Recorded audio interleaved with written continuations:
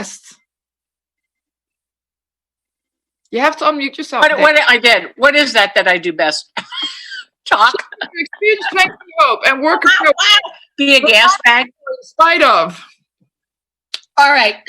First of all, Yvonne, thank you. I'm so unprepared because I never really thought we'd be doing this. But thank you so much. Thank you, Billy, and thank you. Thank you. Oh gosh, thank you, Cliff and Lori. I mean, it's really it. I don't know how anybody else feels about it, but for me, it's not easy to do.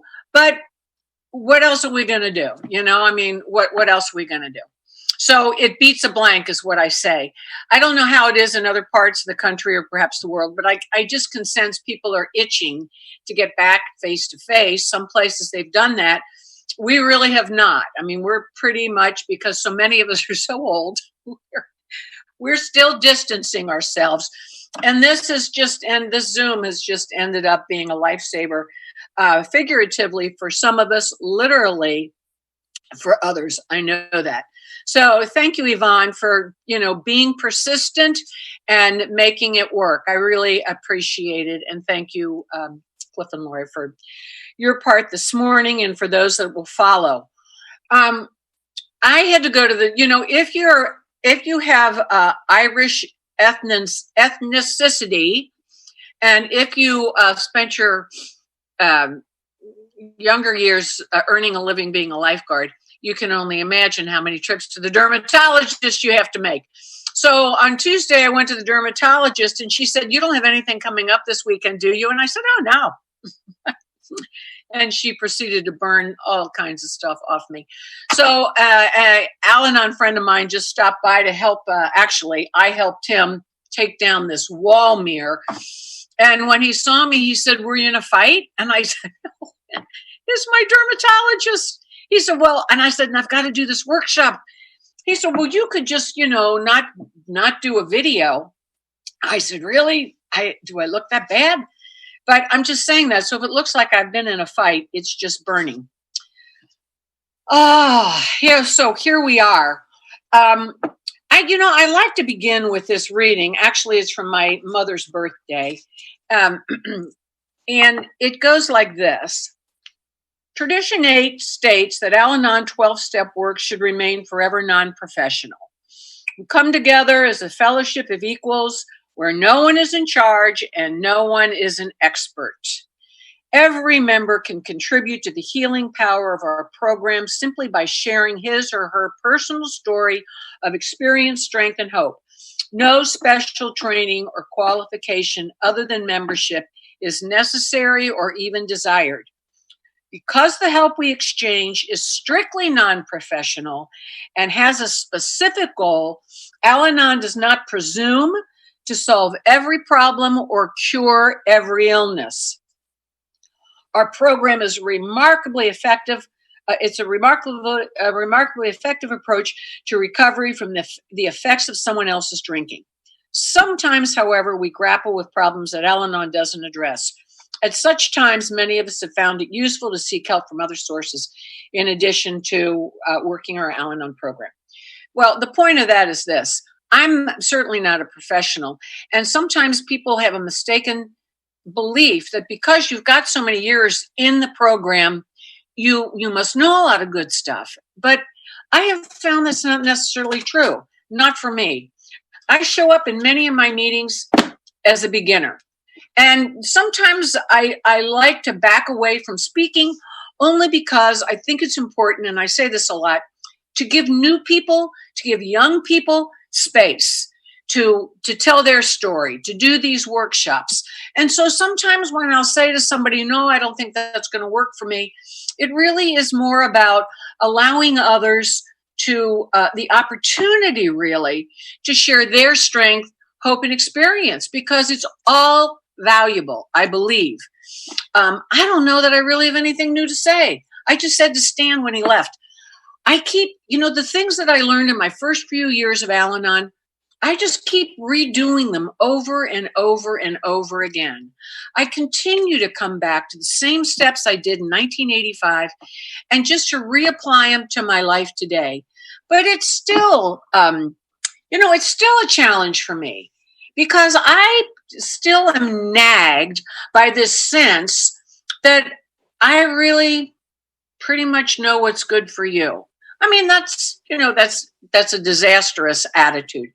So anyway, that's just what I wanted to say about Tradition 8. The other thing that I'd like to say is I'm just going to take a deep breath. Maybe we can take a deep collective breath and say the Serenity Prayer if that's okay with everybody. That's what I'm going to do. God, grant me the serenity to accept the things I cannot change, the courage to change the things I can, and the wisdom to know the difference. Thank you. I am going to, Ivana and I talked about this earlier. There's no way I'm going to talk for 2 hours straight, although I could. But I'm going to just talk maybe on the first two primary ideas for about 45 minutes and then open it up, and then I'll finish and then, open it up as well if anybody wants to, throw their things in. Very, very briefly, I will tell you, I came into Al-Anon in 1982, April the 5th. I followed on the coattails of three sister-in-laws who had joined Alcoholics Anonymous. And the reason being is that my husband, I just, from the get-go, I always say to people, I knew 10 days into my marriage that I was in over my head. I didn't know exactly what was wrong, but I knew something was deeply wrong. It wasn't, he leaves his socks on the floor. It was never anything like that. It was something that I noticed. We'd never lived in the same, he was in the military. I was teaching school in Chicago. We dated long distance. When we would get together, we would have a wonderful time, but then he would always end up being angry about something.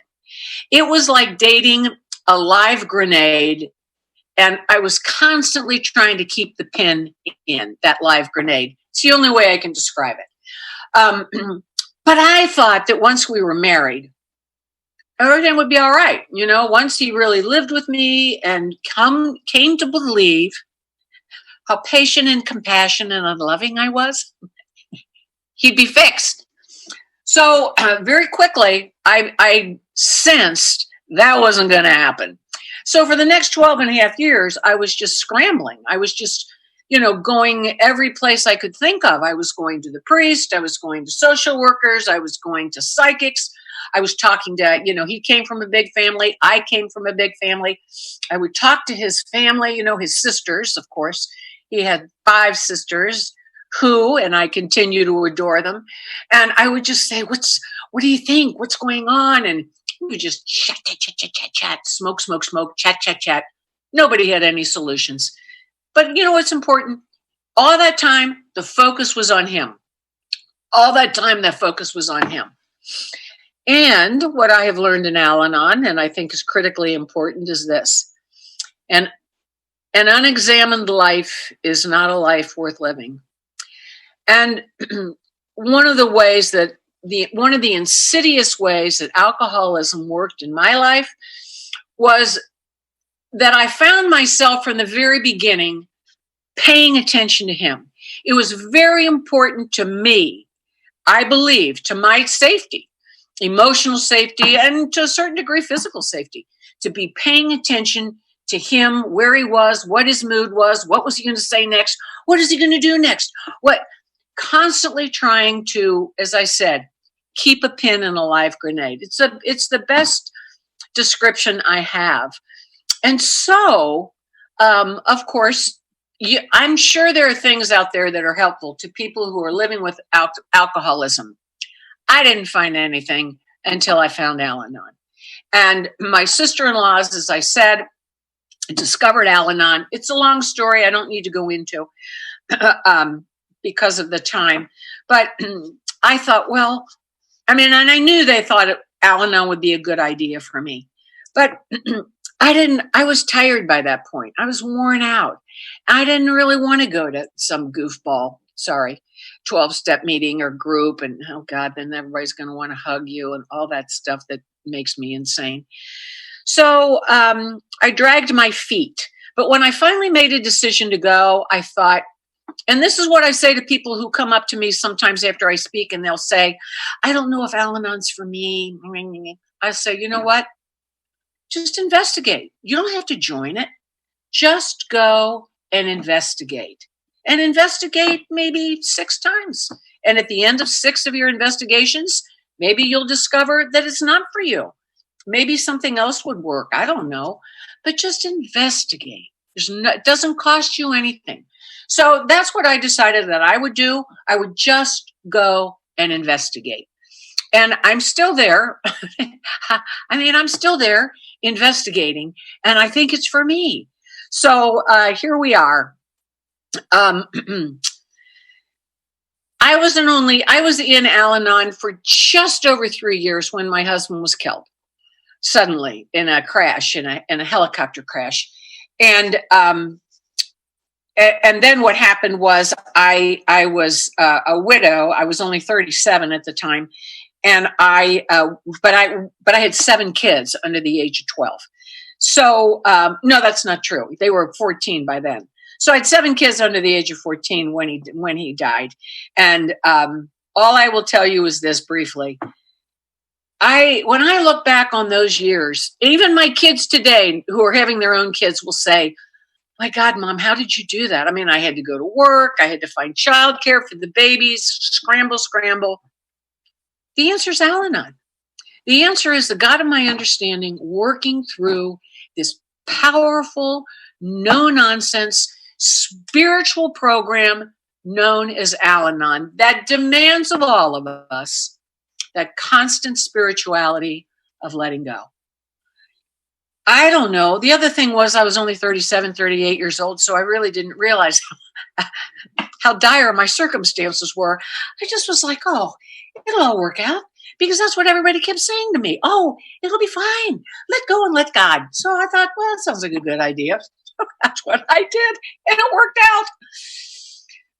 Anyhow, so that's just my basic background right there.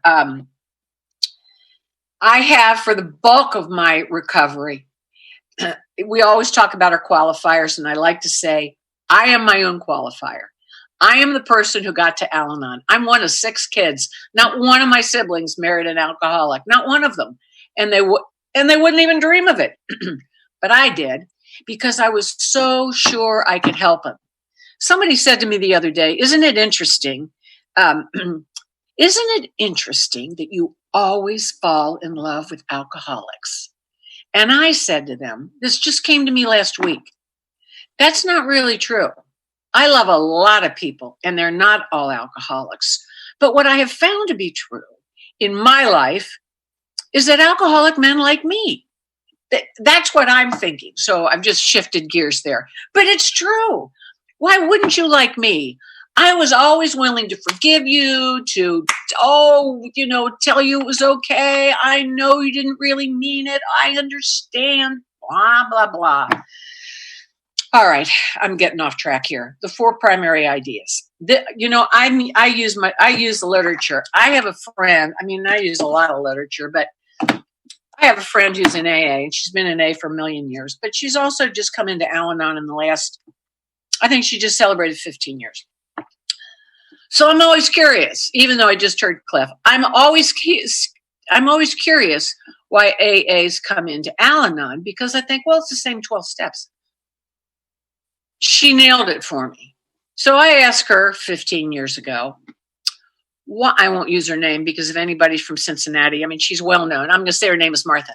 Martha, why is it that you come to Al-Anon? You've got all this background, and you go to a zillion AA meetings. You're the AA guru of Cincinnati. This is what she said to me. I love your literature. She said, your literature speaks to me as a woman like no other literature does. I love your literature. So that's what brought her in. Now, of course, since then, family members have kept her in. But I only say that because I do love our literature. When I first came in, we had that little blue Al-Anon, one day at a time daily reader. And we also had, and I think Diane just mentioned it, the merry-go-round of denial. My favorite to this day is Understanding Ourselves in Alcoholism. I mean, we've got a ton of really good brochures, but we didn't have anything like Paths to Recovery or our Al-Anon, How It Works, and all those things that we have now. I mean, they're just marvelous. I'm so glad that we've got this good stuff. All right, the 4 primary ideas. Oh my God. We all come to Al-Anon because our lives have been affected by the disease of alcoholism. No matter what our individual situation is, in Al-Anon we've discovered we are not alone and that a different way of life is available to us through the 12 steps. The 12 steps of Al-Anon suggest 4 primary ideas. Number 1, I'm just going to start with the first one. We are powerless over the problem of alcoholism. When we can honestly accept this truth, it brings us a feeling of release and hope. We can now turn our full attention to bringing our lives into order. We can go forward to spiritual growth, to the comfort and peace to be gained from the entire program. You know, that is critical for me. Just that first primary idea, that we're powerless over the problem, and when we can accept it, it brings us a feeling of relief and hope.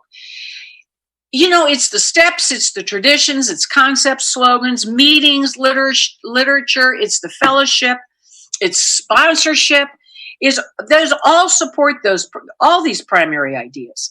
But when I get to it, for me, the meat has always been, the meat of my spiritual path has always been changing my attitudes and actions.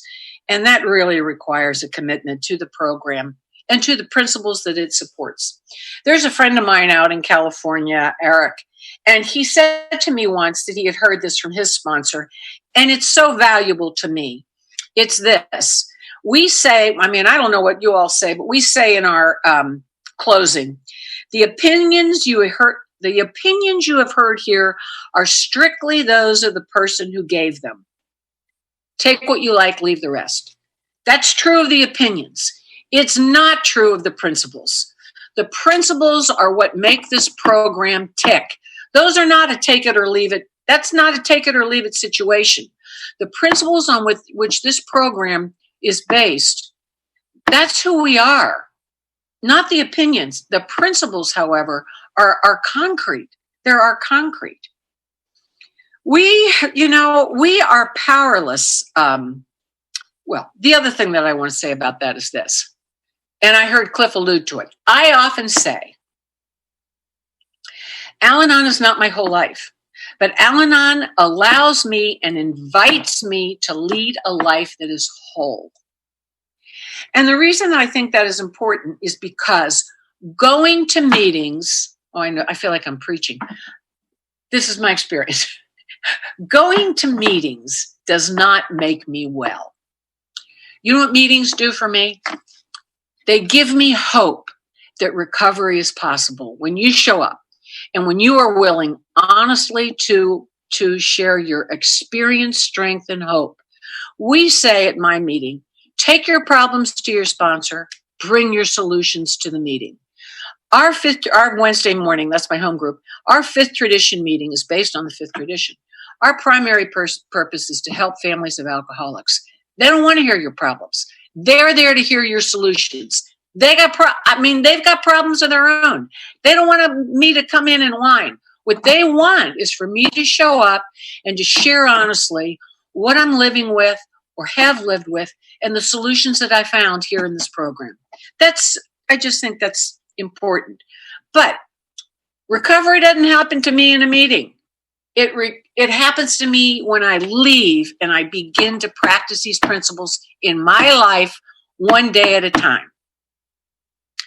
We are powerless over the problem of alcoholism. We can honestly accept this truth. It brings us a feeling of relief and hope. When I first came to Al-Anon, I was really similar. I mean, I was so similar to what we read here in Path to Recovery. Many, and this is what we're reading, page 7. Many of us come to Al-Anon filled with despair and hopelessness. We come looking for relief. Why? Because as long as we persist in the delusion that we can control or cure alcoholism, its symptoms or its effects, we continue to fight a battle we cannot win. Oh my God. I wish I could flip a picture of myself, what I looked like when I came into Al-Anon. I weighed about 108 pounds, I had my hair in a ponytail, and I guarantee you I was always smoking a cigarette. I mean, I looked like I had just finished, I don't know, the Iron Woman or whatever they call it. I was just exhausted.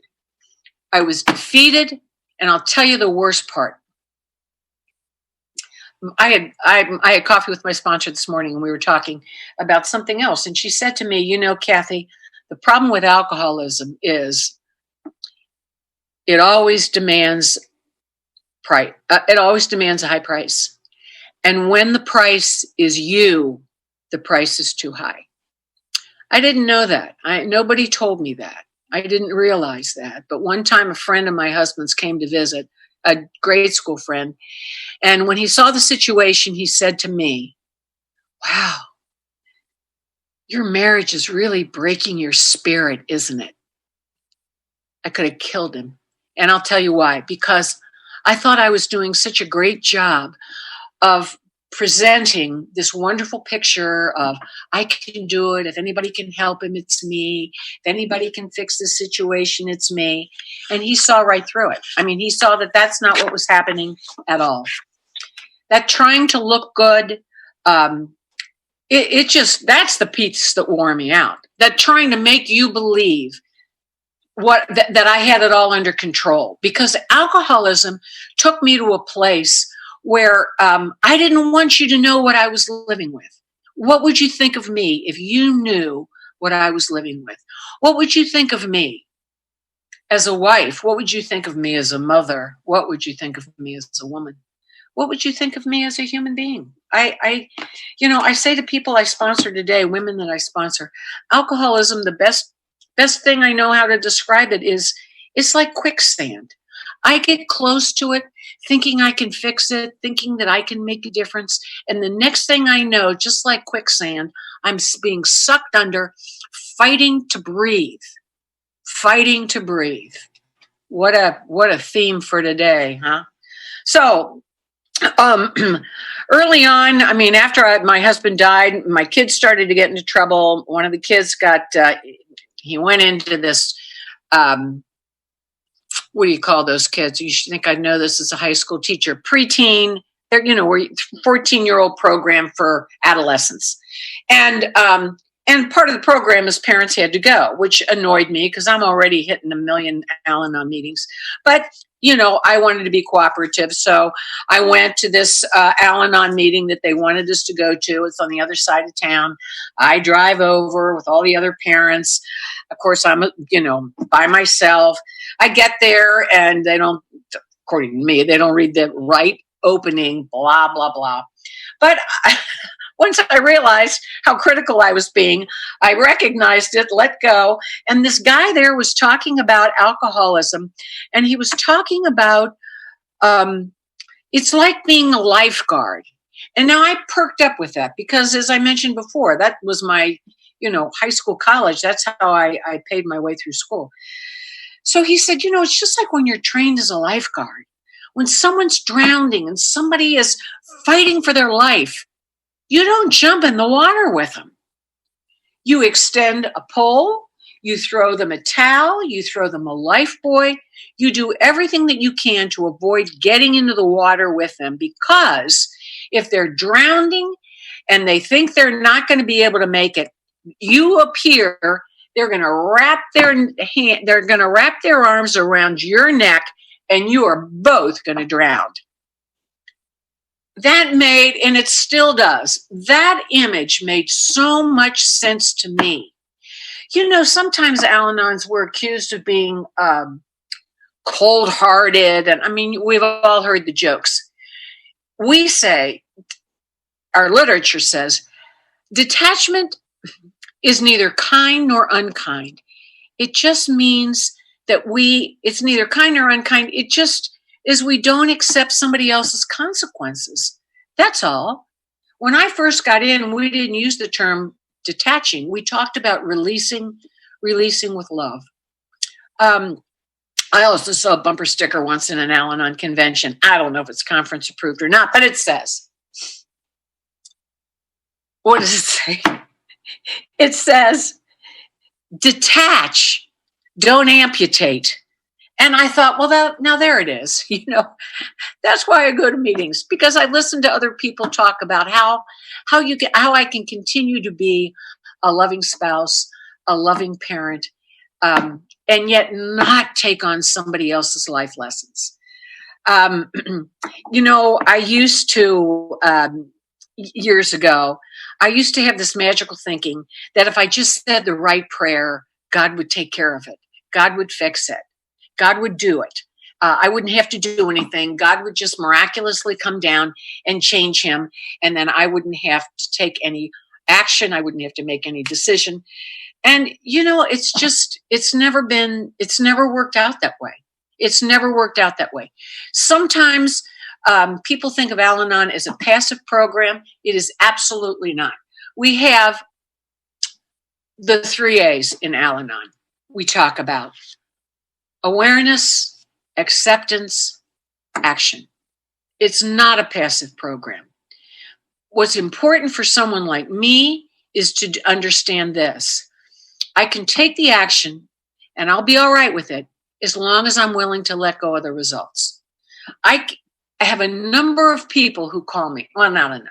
I've got some sponsees who will call and say, and what I wanted to say to my adult daughter was this. And I said, and then they'll say, but I know I'm not allowed to say that. I know Al-Anon tells me I'm not allowed to say that. I'm like, what? Where do you hear this stuff? Who in Al-Anon told you can't say that? Am I allowed to say that? I said, you can say whatever you want. But what our experience has taught us is this. If you say it and think it's going to change her, that's where we get into trouble. That's where we get into trouble. If you want to say to your daughter, I'm concerned about your drug use because your kids are not being cared for. Sure, say that. But if you think in saying that, she's all of a sudden going to get clean and sober and become, mother of the year, that's what you have to watch out for. I've told the story a million times, but when I used to teach high school, that's the job that I got. That's the job that was given to me after my husband died. I used to help one of the guidance counselors run a little Al-Anon, like an Al-Anon thing. And one of my students, Katie, used to say, I hate when they say alcoholism is a disease like cancer, like diabetes. And I said, well, what would make sense to you? What would you like to hear? She said, I think alcoholism is more like rabies. And I honestly, that's another image that has stuck with me. How true. Because when alcoholism came to our house, just like it didn't matter who the dog bit first. Who cares who that rabid dog bit first? Sooner or later, all of us were foaming at the mouth. And that's why it's so important for me to remember this is a family disease. And as a teacher, when I would have parents come and say, well, thank God my son joined Young People's AA, I would say, and then what are you guys doing? Meaning kids just don't get healthy alone. You gotta, the whole system has to recover together. That's my experience. Anyway, page 7 also in this book says, not understanding that alcoholism is a disease, no matter what we did, our lives did not improve and the alcoholic did not change. I always thought I was adjusting to marriage. I wasn't. I was trying to adjust to alcoholism. I was in a marriage with 1 foot in the door and 1 foot out the door. Weekly, I would think, is this enough? Is this enough? Is this really critical enough for me to leave? Is this important enough for me to take off? Is this the day I have to say, You can't live here anymore. You cannot continue to do this. It was always that, oh, I don't know. Oh, now. It's an awful way to live. It's an awful thing to do to another human being who is a square peg to constantly try to fit them into a round hole. It's just, really, it's not fair. Was never fair for my husband to live with a woman who was constantly gathering evidence against him and building a case against him. I spent those years before Al-Anon, and I still can if I'm not paying attention. Never present. I was always living in the past or fearful of the future. So many opportunities I did not enjoy because I was never living one day at a time. I didn't even understand that concept until I got to Al-Anon. I was too busy changing tactics all the time. And the other thing is this, and we say it in one of our readings, I was just so smug. Every time I hear that word smug, I'm like, ugh, I can still be smug. I can't help it. I try not to be, but sheesh, it's something I have to watch in a daily inventory. If I had, I could bring you my journal. I do in my inventories. I do a little positive. I just make a positive mark. I used to write out, where was I the woman that I wanted to be? And then I wrote down everything from the day where I practiced being that woman, where I listened, where I was of service, where I was loving, blah, blah, blah, blah. I'll write them down in a column. And then I would write, where was I not that woman? And then it would be things like judgmental. But always, judgmental's on that list. Smug is on that list. Sometimes I was in a Zoom meeting that I was chairing on Thursday. It's a literature meeting. And I had posted, who was reading when, blah, blah, blah. We read the book together. And the past recovery book. I had one paragraph not assigned, so I knew my daughter was on the meeting. So I said, hey, Ellen, would you read the last paragraph for us? And she said, I don't have my book with me. And I said, you idiot, never thinking anything of it. And when I got up, when the meeting was over, I thought, oh my God. So I texted her and I said, I'm sorry I called you an idiot in the meeting. And she texted back, I know. I don't know. Anyway, that was on my inventory. Why did I call my daughter an idiot on an Al-Anon meeting? What the hell? Anyhow. But smug, oh my God, smug. Some of us, this is literature again, some of us who lived with active alcoholism confused our responsibilities to others with the feeling that we were responsible for everyone and everything. Though we meant well, our actions may have been intrusive and inappropriate. This resulted in distorted relationships with family and friends. That's from Blueprint for Progress. I'm telling you, I was always in there, refereeing my kids, being responsible for their relationship with their dad, always denying their experience. That's not what dad, oh no, that's not really what dad said. This is what dad said. Oh no, that's not what dad meant. I can still do that today. I can still slip into thinking I'm responsible for your feelings. Oh, that's not what she meant. This is what she meant.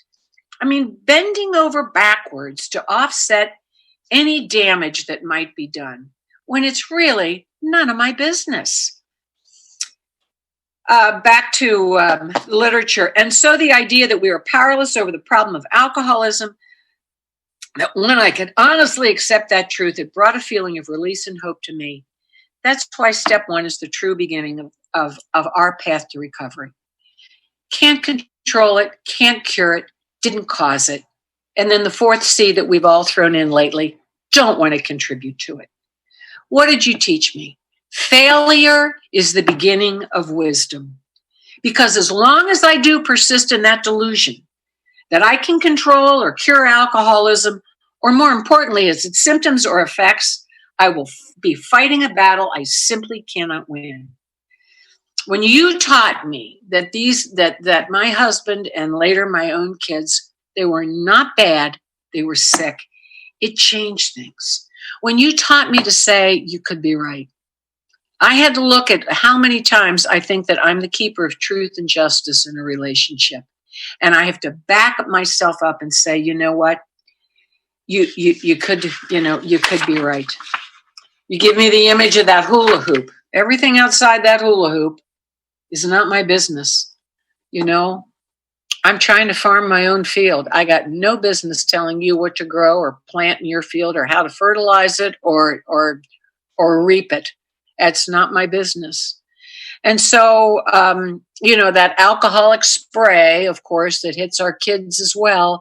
After my husband died and I was raising those kids alone, I had to come to understand that, my children were affected by the family disease of alcoholism profoundly and deeply.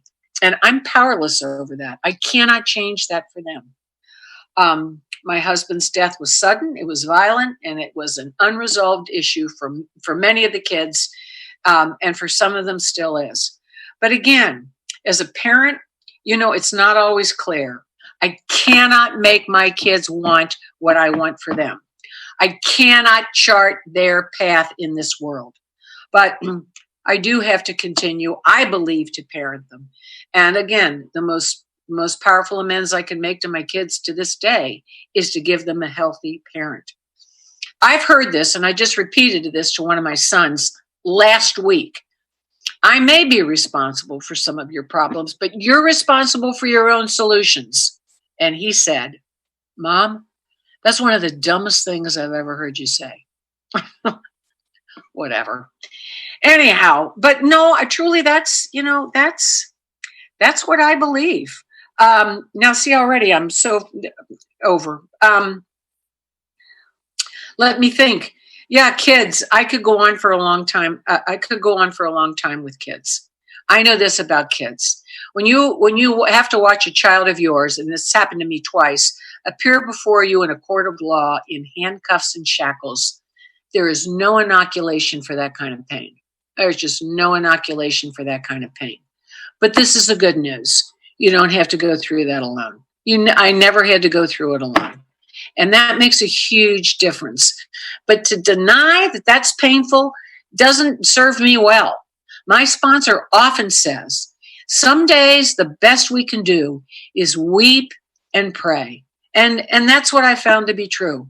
There are some days the best I can do is weep and pray for a power greater than myself to restore me to sanity and to trust that my kids are in the hands of a higher power. That's what I got to go with.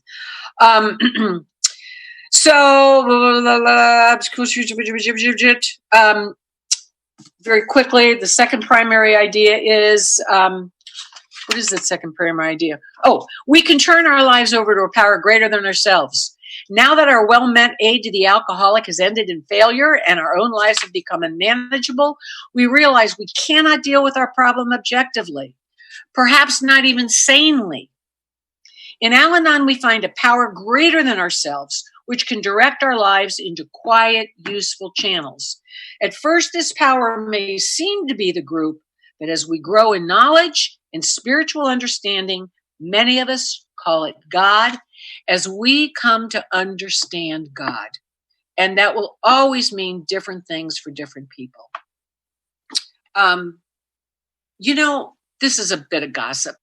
But I was reading that when the big book was written, originally, a lot of you people probably know this, I never did, that originally that third step was supposed to read, made a decision to turn our will and our lives over to the care of God. But somebody early on, I don't remember who, Hank Parkhurst or somebody, said, oh, no, that'll never work. It'll never work. We got to say, as we understand, at that time, as we understand him. Anyway, I just am throwing that out there because, of course, all of us have a different idea of a higher power. But for me, that second primary idea in Al-Anon, we find it. And for many people, it is the group. For others, we're all over the map with that. But the principles of hope and surrender that we find in step 2 and 3, they invite us to turn it over to some power that's beyond me. This is a quote. The basic spiritual principle introduced in step 2 suggests that there is a power greater than we are that provides hope for our sanity, whether we're living with active alcoholism or not. Step 2 reaffirms that we may be powerless, but we're not helpless, and we're not alone. Critical for me. I used to swim in an old Y when it was open. It's closed now and been turned into apartments. And in the wall, in the old tile, was do not swim alone. And I'm a swimmer. So every morning as I would swim, I would notice that. Do not swim alone. To me, to this day, that is still critical. That we don't, when I'm dealing with alcoholism, the family disease, that I'm not trying to be the Lone Ranger here. I rely on the power of the group to shepherd my thoughts. I rely on the power of the group really for support. We have one authority. Our group, in our group purpose, in our group, in our traditions, we have one authority. It's not me. It's a loving God. However God expresses God's self. I mean, that's the deal here. And I am many people know this about me. I am very cautious around gurus. I'm very cautious around gurus because I'm a firm believer in this, shoulder to shoulder. We're all on the level playing field. We do this together as equals. And sometimes I also find I've got to find what works for me. I left my home group after 25 years and began with a couple of friends this Wednesday morning group because night meetings didn't work for me anymore. Well, there are a number of things that just didn't work. And so instead of, trying to change it, which started in a meeting, it's just been wonderful. The other thing that I'm often reminded of too is Al-Anon alcoholism led me into this isolation. I didn't want anybody to know what was going on. Al-Anon and recovery lead me into community. I always thought that being perfect, that living a life, beyond approach, would fix things. That trying to be perfect kept me sick and in trouble and in turmoil. So it's only been as a result of, self-forgiveness, a willingness to recover, being open to my part in it, surrendering to, my own humanity, just being human, and the mystery of all that, God knows, that's what leads me to peace. And I don't know that that's possible without a group that I trust totally, as I do my home group and other Al-Anon meetings, quite frankly, as well. But also having a sponsor. I have the same sponsor for the last 38 years. What a blessing. There's not one secret that I have not shared that she's not aware of. And she is one who is always telling me, Kathy, lay that at the feet of alcoholism. Lay that this is how the disease, she points out how the disease plays a role in my life. It's critical. I have a friend who's she's retired now, a 911 operator, and she told me one time that in her training, they were training 911 operators when there was an automobile accident on the highway. If she could if she could be on the phone, if she could, if they had a phone, and if she could say to them, hold on, help is on the way. You're going to be okay. I've sent an ambulance. They're on their way. Just hang in there. You're going to be all right. You're going to be okay. Just saying that increased their chances of making it till the ambulance actually came. When she told me that, I thought, you know what? That really isn't very much different from what we tell beginners and one another. Hang in there. We're together in this. Help is on the way. There is a power here. All the things that we tell one another to hang in. You're going to be okay. One of my dearest friends, her husband was in my home group, and he died suddenly. No, he didn't die suddenly. His health had not been good. He died in October. Her son just died 3 weeks ago. I believe, a suspected overdose. They're not sure yet. The coroner's not sure yet, nor is the drug task We don't know yet. I do know this. In Cincinnati, we've lost 42 people in the month of May. I don't know. There's nothing that I was just with her yesterday morning. There's nothing that I can say to her that will take that pain away. But what I can do is to show up. And that's what we do for one another. We show up for one another. We hold each other's hands, either physically or in a Zoom meeting. And we just reassure one another, you're okay. You're going to be okay. That's what I think so much of this is about. The vision that is there for all of us, it's supported in our literature, in sponsorship, in our meetings. Who do you want to be? Who do you want to be? What does she look like? When I have women that I sponsor will say, oh my God, then I did this, then I said this, what am I going to do? Why did I say it? Why did I do it? I don't castigate them. I just say to them, well, let me ask you this. If it happens again, what would you rather say? What would you rather do? Let's talk about the next time. Forget what happened. So what? You made a mistake. Okay. What can we do the next time? What would you rather do? Who do you want to be? Who do you want to be? How do you want to live? Those are the questions I ask myself. How do I want to live? Who is the woman I want to be when this pandemic, when all these troubles in this country? Well, I hope to God I'm changed in some way. How do I want to change? That's the reason we do these inventories. That's why we share with one another, I think. That's why we have sponsors. This is from literature. Al-Anon is a spiritual program of recovery. Though we are powerless over the disease of alcoholism, we can rely on a power greater than ourselves to guide us. Many of us had a relationship with the God of our understanding when we first came to Al-Anon, while others needed to develop that relationship.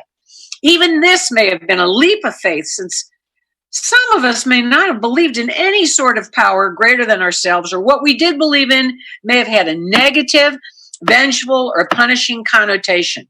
In Al-Anon, we are simply asked to come to believe that there is a force at work larger, upside down, than we are, and that we are free. I'm getting ready to give you a break. That we are than we are, and that we are free to address such a power however we choose. Al-Anon encourages us to believe that we're not totally in control, and to trust that with the help of such a dependable higher power, our lives are unfolding exactly as they should. That's from Blueprint from Progress. My mother, who I just lost last May, just short of her 102nd birthday, she had a prayer on her refrigerator that said, reach up as far as you can, and God will reach down the rest of the way. I've read that on her refrigerator for years and years and years. And it just synced so well with what I believe to be true. When my kids were little, I mean, how many times have we, this let God sort it out? Oh my God, let God sort it out. That's what my sponsor says. Kathy, let God sort it out. This is my last story. When my kids were little, my husband and I thought it'd be a great idea to throw them in the, we didn't have seatbelts in those days, throw them in the station wagon and take them over to this water park in Clarksville, Indiana. It was just like an hour away. We thought, oh, they'll love it. And so we didn't, I said, let's not tell them, because they'll all want to bring a friend. We already have 7 of them. There's no way. It'll be a mess. Actually, I think I was pregnant. There were only 6 of them.